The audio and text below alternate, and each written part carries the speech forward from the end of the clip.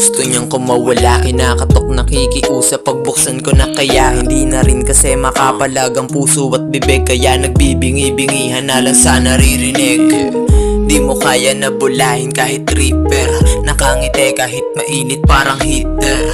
Mas pinili pang bibig ko yung isiper kaysa may pumutok at pagkahit ko mala Hitler. Lumalabas din ang galing ko bilang artist kapag pinalabas imaginary friend bitch. Sa Diyos agad paniniwala ito'y labis. Biglang may bumulong at umurong labas yung 80s. Hirap na rin na gumawa ng panaginip.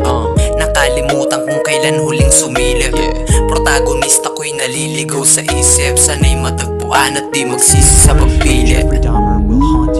I was branching out. That's when the cannibalism started. Eating of the heart and the arm muscle.